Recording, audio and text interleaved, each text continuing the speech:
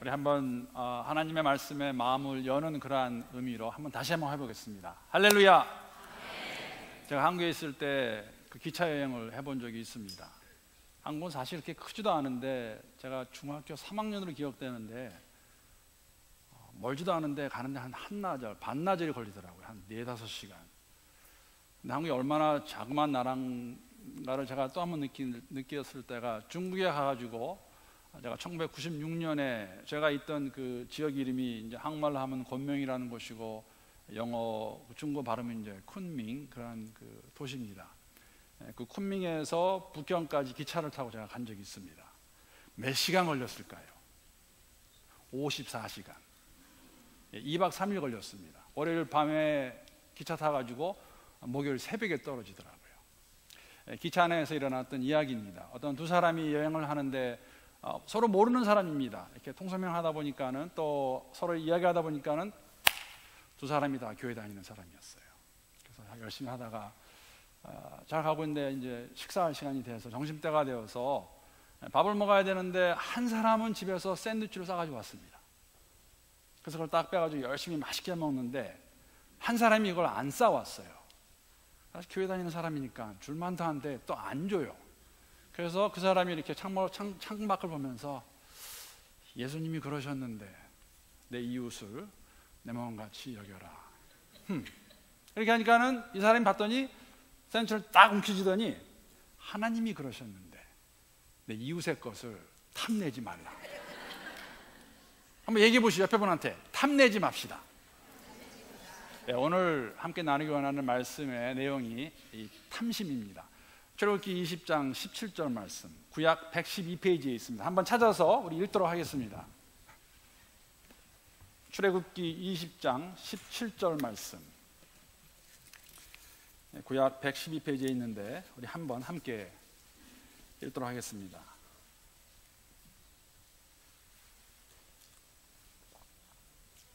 또박또박. 자, 시작. 내 이웃의 집을 탐내지 말라. 내 이웃의 아내나 그의 남종이나 그의 여종이나 그의 소나 그의 낙이나 무릇 내 이웃의 소유를 탐내지 말라. You shall not covet your neighbor's house. You shall not covet your neighbor's wife, or his male servant, or his female servant, or his ox, or his donkey. Anything that is your neighbor's. 이 본문 말씀 가지고 탐내지 말라라는 제목으로 잠깐 말씀 나누기 원합니다. 아마 십계명이 말하고자 하는 그 핵심을 잘 표현하는 단어가 있다면은 탐심일 것입니다. 탐심, 탐내는 마음. 탐심은 국어사전을 보게 되면은 불만족한 바람, 욕구의 마음이라고 그렇게 정의를 내리고 있습니다. 원문에서도 이 탐내다라는 그 말은 하마드라는 히브리어인데 그 의미는 남의 것을 사랑하고 남의 것을 가지고 싶어하고 남의 것을 열망한다는 그런 의미가 들어있는 뜻이 담겨져 있는 단어입니다. 하마드. 이 두 가지를 우리가 그래서 탐심이라는 것은 사실 자기의 것이 아닌 것을, 즉 남의 것을 갖고 싶어 그것이 마음의 손이 된 상태를 가리켜서 탐심이라고 말할 수 있겠습니다. 탐심은 탐심으로 끝나지 않고 이게 out of control, 컨트롤하지 못하면은 끝내는 가지고 말아야 되는, 취해야만 되는 그러한 것으로 변할 수 있는 것, 우리가 다 알고 있으리라 생각합니다. 물론 가지는 취하는 상태에서 우리가 정당화도 많이 합니다. 그럴 수밖에 없었다. 그러나 오늘 본문은 저희들에게 탐내지 말라라고 말씀하고 있습니다. 사실 성경에 보게 되면 이 탐심이 에덴 동산에 있었다는 걸 저희들이 알고 있습니다. 창세기 3장 6절에 보게 되면은 이렇게 기록하고 있습니다. 여자가 그 나무를 본즉 먹음직도 하고 보암직도 하고 지혜롭게 할 만큼 탐스럽기도 한 나무인지라. 여자가 그 열매를 따먹고 자기와 함께 있는 남편에게도 주매 그도 먹은지라. 아마 이 장면만큼 인간의, 사람의 탐심을 잘 묘사하고 있는 것도 많지 않으리라는 생각을 해봅니다. 여러분 그거 아십니까? 사람의 입장에서 보게 되면은 하나님께서는 이 세상을 우리를 위해 창조하셨습니다. 창조자 하나님께서 무엇이 부족해서 세상을 만드시겠습니까? 해가 필요하셔서? 물이 필요하셔서? 먹을 것이 필요하셔서? 쉴 것이 필요하셔서? 아닙니다. 우리를 위해 세상을 창조하십니다. 당신의 형상대로 사람을 만들 텐데 이 사람들이, 아담과 하와가 잘 살 수 있도록 만들어 주신 것이 이 세계고 에덴 동산입니다. 에덴 동산에는 모든 것이 다 있었습니다. 다 공급해 주는데, 그러나 딱 한 가지 하나님 부탁하시는 것이죠. 하루는 아담과 하와에게 오셔서, 아담아, 하와야, 저기 동산 안에 있는 저 나무가 보이냐? 네, 보입니다. 내가 너희를 위해 만든 이 동산에 있는 모든 나무의 열매 너희가 원하는 대로 다 먹어라, 다 가져라. 근데 저 나무 보이지? 예, 보입니다. 그런데 그 나무의 열매, 그것만 먹지 말아라 라고 말했는데, 하와가 봤더니 먹음직도 하고 보암직도 하고 지혜롭게 할 만큼 탐스러웠다. 이게 아마 탐심의 정의 아니겠습니까? 남의 것을 보니까, 하지 말라는 거 보니까는, 야, 더 먹음직스럽고 더 보기도 좋고, 야, 저거 먹으면 정말 좋을 텐데, 저거 가지면 정말 좋을 텐데 하는 마음이 탐심입니다. 그래서 하나님 말씀하십니다. 탐내지 말라. 여러분, 이 탐내지 말라의 계명이 조금 다른 계명과 다른 것은 뭐냐면은, 다른 9계명은 사실은 우리의 행동에 더 중점을 많이 둡니다. 근데 탐심은 구약에서도 우리의 행위가 아니라 우리의 마음의 상태를 말하고 있는 것입니다. 마음에 그런 탐내는 것을 가지지 말라는 것이, 아직 취하지 않았습니다. 탐내지 말라. 그것을 컨트롤하지 못하면은 너희가 죄를 지을 것이다. 하지 말라라고 저희들에게 말씀하십니다. 야고보서 1장 15절에 보게 되면 저희가 너무 잘 알고 있는 말씀 함께 읽겠습니다. 시작. 욕심이 잉태한즉 죄를 낳고 죄가 장성한즉 사망을 낳느니라. 욕심을 가지게 되면은 사망하게 되어 있습니다. 가끔 가다가 여러분이 듣는 뭐랄까, 성경 번역물 가운데 70인 번역이라는 성경 이야기를 듣습니다. 70인 번역. 이것이 무엇이냐면은, 여러분, 원래 디아스포라라는 말은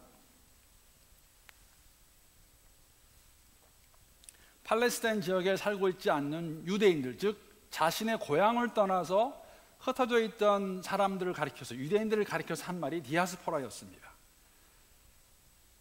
이 알렉산드리아라는 곳에는 사실은 그게 북아프리카 위에 있는, 북쪽에 있는 그러한 나라, 지역이었는데 상당히 많은 디아스포라 유대인들이 있었습니다.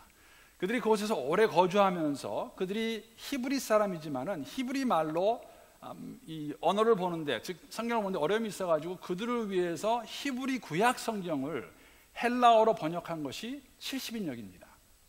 그 70인역의 출애굽기 20장 10절 말씀에 그 탐심을 보게 되면은 그 의미는 에피띠미아라는 그러한 단어입니다. 이 에피띠미아라는 단어와 야고보서 1장에는 욕심이라는 단어가 동일한 단어입니다. 여러분, 하마드 에피띠미아 모르셔도 돼요. 포인트는 야고보서의 욕심이라는 단어와 출애굽기의 탐하는, 탐하다, 그것이 동일한 단어인 것입니다. 무슨 뜻이냐면, 여러분, 탐심을 가지게 되면 이것이 죄를 낳을 것입니다. 죄가 장성하면 죽을 것입니다. 그래서 하나님께서 탐하지 말라라고 저희들에게 말씀해 주고 있습니다. 근데 오늘 같이 말씀을 듣는, 이 아침 말씀 듣는 분들 마음 가운데 그런 생각 가질 수 있어요. 나는 탐심 없는데, 난 그런 마음 가지지 않는데. 정말 그런 마음이 없으면 좋겠습니다. 하나님께서 은혜를 많이 주신 것을 알겠습니다. 근데 제가 예를 하나 들어보겠습니다. 우리가 탐심이 과연 있나 없나. 여러분, 이 혹시 게임쇼 보신 분들 계세요? The Price is Right. 지금도 합니다. 사실 제가 이 게임을 가장 처음 미국 와서 가장 처음 먼저 본 게임이 이 게임입니다. 왜 그랬냐면 저희 할머니 할아버지가 저걸 열심히 보시더라고요. 그래서 왜 열심히 보나 했더니 저 게임만큼 쉬운 게임이 없어요. 영어 못 하셔도 돼요. 이렇게 뭘 보여주면은 그거 얼마라고 말만 하면 돼요.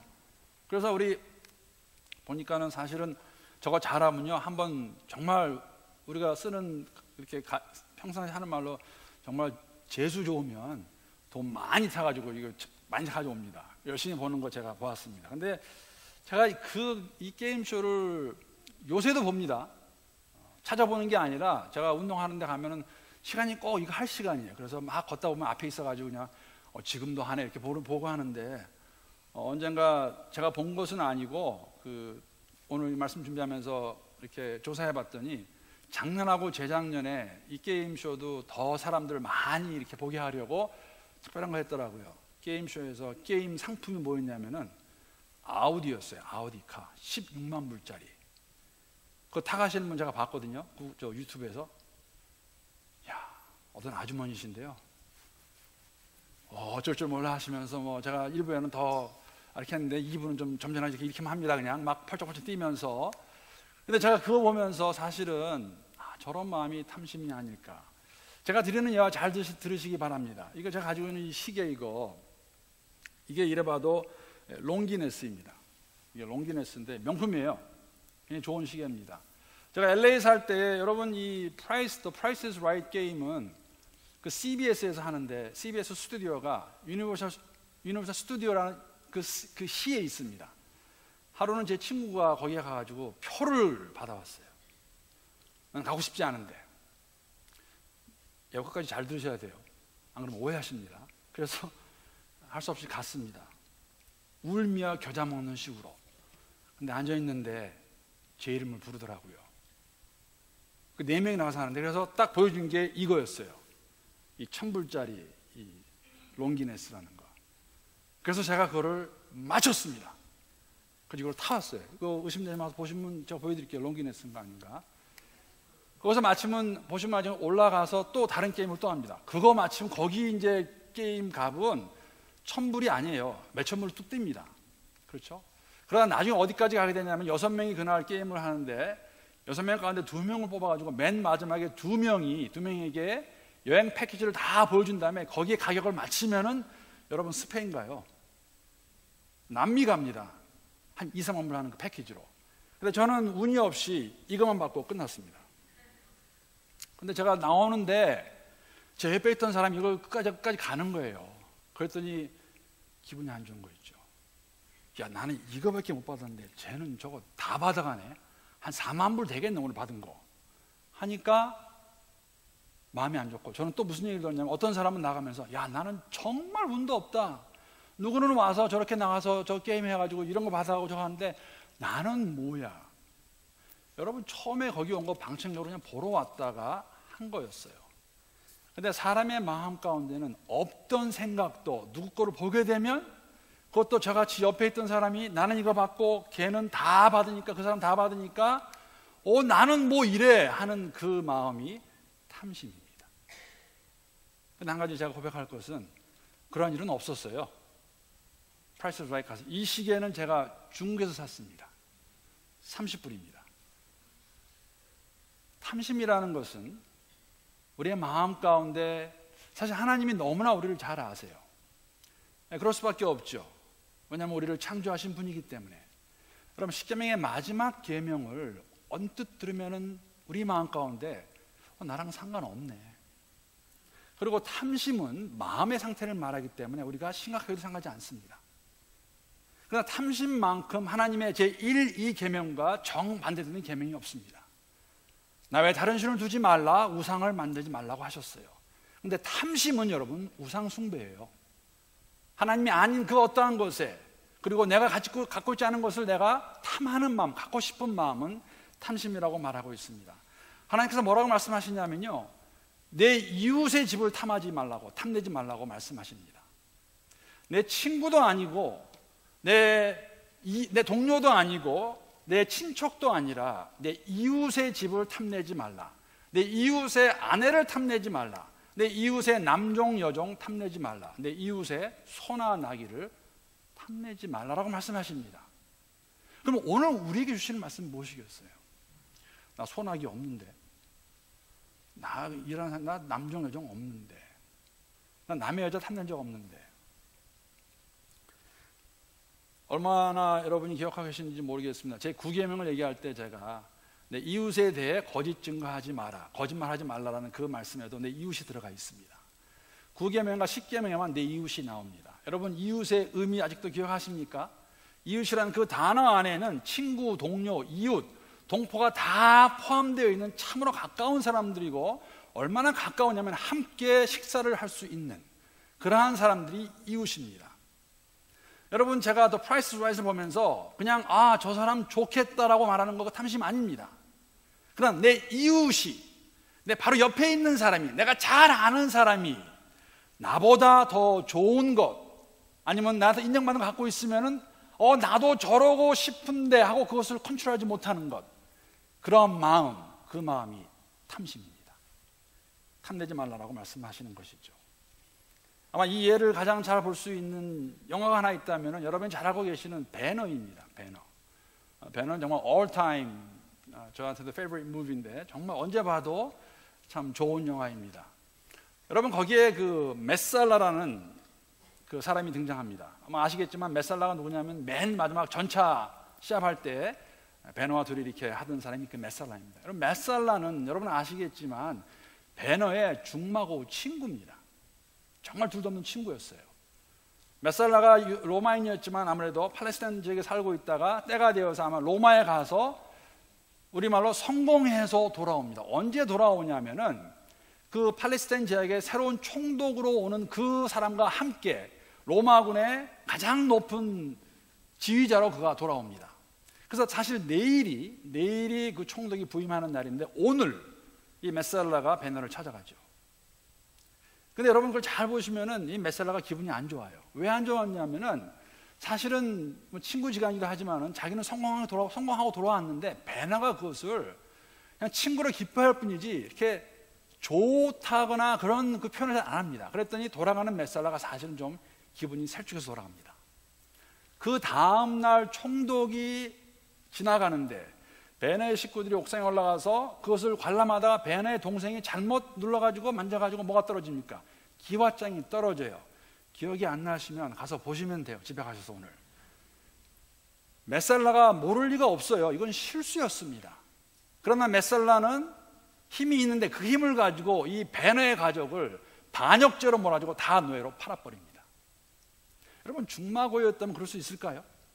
사실 없어야 돼요. 그런데 이것이 탐심입니다. 메살라에게는 베너가 부러웠던 거예요. 자기는 성공하고 돌아왔음에도 불구하고 그것을 부러워하지 않는 그의 것이 그 어떠한 것이 사실은 싫어서 탐심을 가지고 그러한 마음을 가지고 베너의 가족을 다 노예로 팔아버립니다. 이것이 탐심입니다. 내 이웃의 것을 탐내지 말라. 그리고 오늘 말씀 가운데는 아주 구체적으로 말씀해 주고 있지 않습니까? 내 이웃의 집을 탐내지 말라, 내 이웃의 아내를 탐내지 말라, 내 이웃의 남종이나 여종을 탐내지 말라, 내 이웃의 소나 나귀를 탐내지 말라라고 말씀하십니다. 그 말씀 가지고 제가 세 군데만 잠깐 보겠습니다. 첫째, 탐내지 말아야 될 것, 내 이웃의 아내입니다. 아내. 아마 이 계명에서 우리가 알 수 있는 것은 뭐냐면 이 당시에 아내는 소유물의 하나였던 것 같습니다. 사실 지금도 회교권이나 아프리카 지역 같은 데 가서 보게 되면은 이런 풍조가 남아 있습니다. 뭐 아프가니스탄이나 파키스탄 가도 그런 건 남아 있죠. 그 지역에 선교하시는 선교사님들 이야기 들어보면 또 어떨 때는 우리가 신문을 통해서도 이게 아내가 소유물밖에 안 되는구나 하는 것을 알 수가 있습니다. 아마 그런 의미에서 이러한 문화권에서 빚을 갚지 못하는 사람의 아내를 채권자가 소유할 수 있는 것 하지 말라고, 탐내지 말라고 그렇게 말씀하시고 있고, 아니면 또 다른 의미에서는 힘이 있는 사람이 자신의 위치와 그 힘을 가지고 남의 아내를 빼앗는 것이죠. 남의 아내를 탐해가지고 취하는 것입니다. 잘 알고 있는 내용이 무엇입니까? 다윗이 우리아의 아내 밧세바를 취하는 것입니다. 자신에게는 아내가 있음에도 불구하고, 아내들이 있음에도 불구하고 그 우리의 아내를 자기의 힘으로, 자기의 위치로 취하는, 남의 아내를 탐하는 모습, 내 이웃의 아내를 탐하지 말라고 그렇게 말씀해 주고 있습니다. 또 탐내지 말아야 될 것은 내 이웃의 여종과 남종입니다. 여러분, 그 당시에 왜 내 이웃이 가까운 사람들입니다. 왜 남의 이웃의 여종과 남종을 탐했을까? 왜 그랬을까요?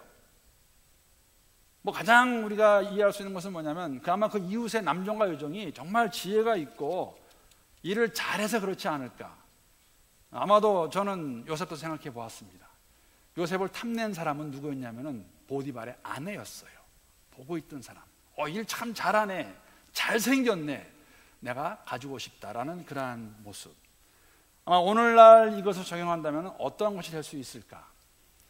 그러한 글도 읽어보았습니다. 회사에서 열심히 일하고 있는데 일 잘하고 있는 사람을 어느 다른 회사가 그 사람들을 스카우트 해가는 거. 사실 그 밑바닥에도 여러분 탐심입니다. 우리 회사가 살아남기 위해서는 저 사람 어떻게 해서라도 내가 데리고 와야 된다. 탐내지 말라. 여기에 적용할 수 있을 것 같습니다. 어떤 목사님 이렇게까지 말씀하시는 걸 제가 들으면서 읽어보면서 부인할 수 없다는 것을 제가 느껴보았습니다. 다른 것이 아니라 오늘날 사실 교회들 간에도 경쟁이 붙었을 때에 서로의 성도를 자신들의 교회로, 그분은 그 말씀 썼어요, 빼앗아 오기 위해서 하는 것, 그것도 남매 이웃의 여종이나 남종을 탐내는 것이 아닐까라는 글도 제가 읽은 적이 있습니다. 아마 우리에게 적용을 한다면 이러한 모든 것들이 내 이웃의 남종이나 여종을 탐내는 것이 아닐까. 마지막으로 내 이웃의 소나 나귀를 탐내지 말라고 하십니다. 당시에 소나 나귀는 다른 용도로도 쓰였지만은 아마 가장 많이 쓰인 용도가 소송수단이, 운송수단이 아니었을까. 무슨 나를 때 성경에 많이 나옵니다. 소나 나귀가 그러한 일을, 사람을 나른다든지 했을 때. 그럼 오늘날 우리의 소송수단은 무엇입니까? 자동차 아닙니까? 저는 사실 제가 언젠가 한 말씀드렸는데, 여러분, 자동차의 목적은 하나예요. 우리를 옮겨주는 겁니다. 소송시켜주는 거, 운송시켜주는 거. 그러나 언젠가부턴가 이 자동차가 우리의 사회적 이치를 대변하는 것으로 변하고 말았습니다. 좋은 호텔에 가실 때 여러분 똥차 타고 가시면 대우 못 받으세요. 적어도 벤츠는 타고 가셔야 돼요. 아니면 BMW 정도. 근데 여러분 그거 아세요?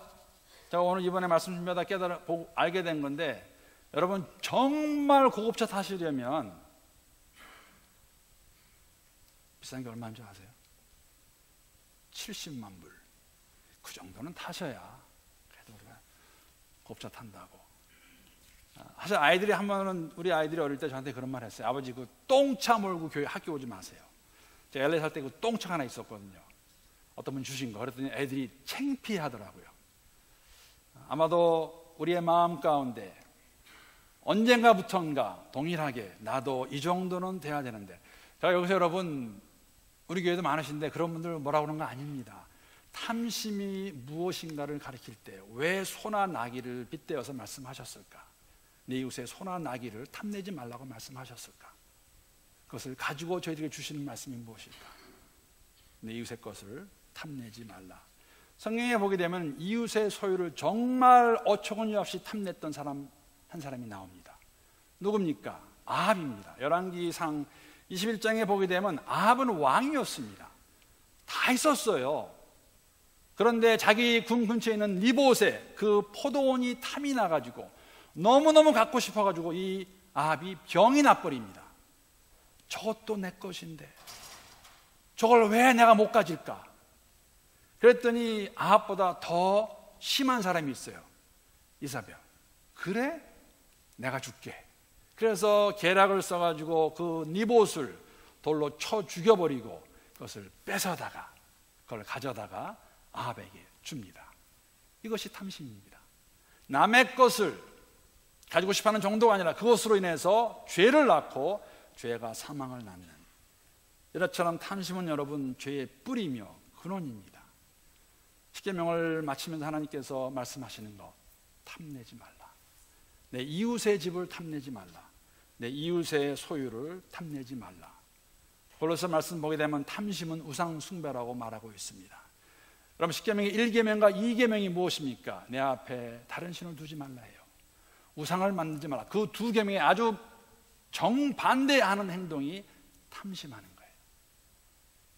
하나님 외에 내 것이 아닌 것에 마음을 두고 그것이 내 목적이 돼서 그것을 위해 살아가는 것, 탐심입니다. 그러면 어떻게 하여야, 중요한 것은 탐심을 버릴 수 있을까?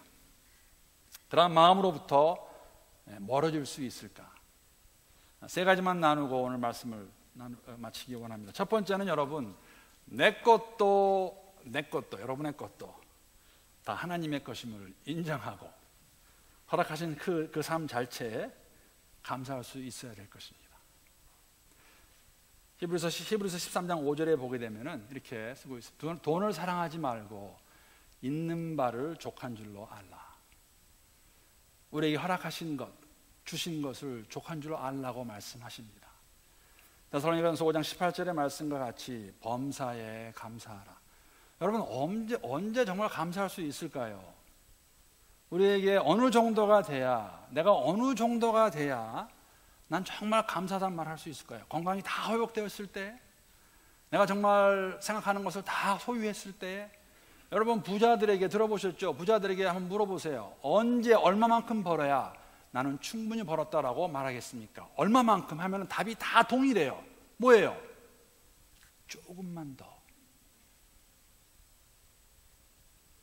이게 탐심입니다, 여러분. 여러분, 이 땅에 살면서 여러분과 제가 어느 때가 돼야 나는 이제 충분히 벌었다라고 말할 수 있겠어요? 대답이 뭔지 아십니까? 저는 분명히 믿습니다. Never, never. 여러분, never예요. 왜? 우리의 마음이 그러기 때문에. 그렇기 때문에 지금 이 삶, 내가 가지고 있는 것을 가지고 감사하셔야 돼요. 그렇게 되면 사실 성경에서 뭐라고 말씀하시냐면, 그럴 때 우리가 자족함을 배울 수 있습니다. 빌립보서 4장 11절에 13절 말씀까지 보게 되면 이 사도 바울의 고백이 여러분과 저의 고백이 될 수 있어야겠죠. 야, 사도 바울이니까 할 수 있었다가 아니라, 자, 내가 궁핍해서 이렇게 말하는 것이 아닙니다. 나는 어떠한 처지에서도 스스로 만족하는 법을 배웠습니다. 나는 비참하게 살 줄도 알고 풍족하게 살 줄도 압니다. 배부르거나 굶주리거나 풍족하거나 궁핍하거나 그 어떤 경우에도 적용할 수 있는 비결을 배웠습니다. 나에게 능력을 주시는 분 안에서 나는 모든 것을 할 수 있습니다. 이 모든 걸 할 수 있다는 것은 내가 목표 삼은 거 다 이룬다는 얘기가 아니에요. 없으면 없는 대로, 있으면 있는 대로, 많으면 많은 대로, 적으면 적은 대로 내가 다 자족할 수 있다는 말입니다. 많으면 나눠주시고 없으면 아껴 쓰고.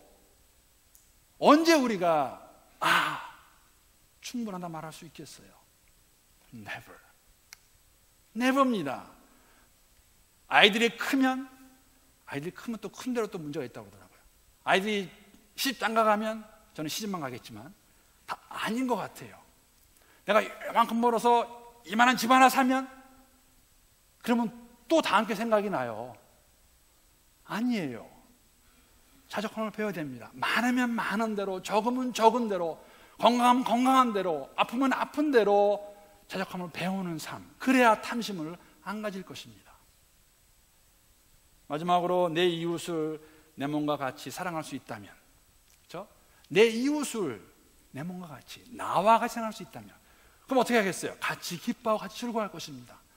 참 잘 됐네, 정말 감사하네, 아이가 좋은 대학교 갔다며 정말 감사하네, 요번에 대박 났다며 정말 감사하네. 배가 아픈 게 아니라. 그런데도 우리가 만약에 탐심을 버릴 수 없다면 어떻게 되겠습니까? 제가 그 탐심을 버릴 수 없는 어떠한 그 모습을 하나 보여드리겠습니다. 굉장히 재밌는 모습인데, 여러분 그 식탐이 뭔지 아시죠? 식탐. 한국 분들은 그냥 확 다 할 거예요. 저를 비롯해서 식탐. 음식을 보면은, 특히나 우리 다 뷔페집 가면은 항상 하는 말이 있어요. 돈이 아까워서 계속 먹어야 돼요. 먹고 또 먹고 먹고 또 먹으면 집에 가서 항상 후회해요. 저도 맨날 그래요. 다음엔 절대 안 갈 거야, 뷔페집. 근데 시간 지나면 가게 되더라고요. 이 식탐 때문에 세상을 하직한 물고기가 있습니다. 진짜 식탐 때문에. 한번 보여주시죠. 저 오른쪽에 있는 고기는 파이크라는 고기고, 왼쪽에 있는 고기는 잔더라는 그러한 고기입니다. 이게 덴마크에서 어떤 분이 찍어서 올린 거예요. 이 파이크가 길게, 제일 크게 자라 1m밖에 안 되고, 잔더는 75cm 되는데, 이 파이크가 돌았어요. 저 잔더를 물었다가 놓지 않아가지고 둘 다 죽은 거, 둥둥 떠 있는 거 누군가 건져내서 사진 찍어서 올렸습니다. 탐심입니다. 욕심이 잉태한 즉 죄를 낳고, 죄가 장성한 즉 어떻게 된다고요? 사망이라고 말씀하셨어요, 여러분.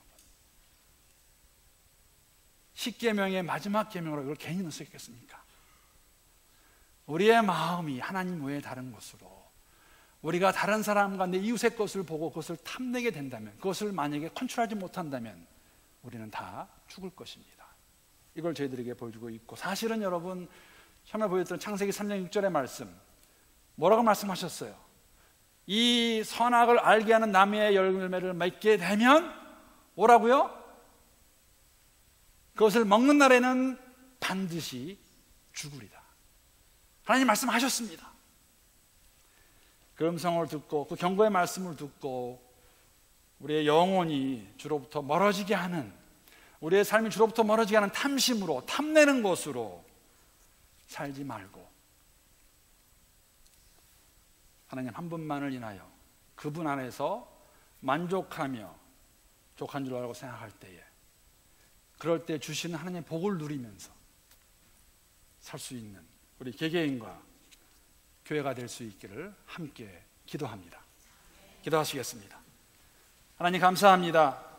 오늘도 저희들에게 주의 말씀을 통하여서 탐내지 말라라고 명령하시는 그 음성을 듣고 우리 개인의 삶과 교회의 삶에 잘 적용하여 실천할 수 있기를 간구합니다. 욕심이 잉태하여 죄를 낳고 죄가 장성하여 사망을 낳는다는 하나님의 말씀을 기억하는 가운데, 그것을 먹는 날에는 정령 죽으리라 하신 그 말씀을 기억하는 가운데, 하나님 오늘도 우리가 두렵고 떨리는 마음으로 우리의 구원을 이루어가는 우리 모두가 될 수 있고 교회가 될 수 있도록 은혜를 다하여 주시옵소서. 예수님의 이름으로 기도합니다. 아멘. 우리 함께 준비하신 봉헌하도록 하겠습니다.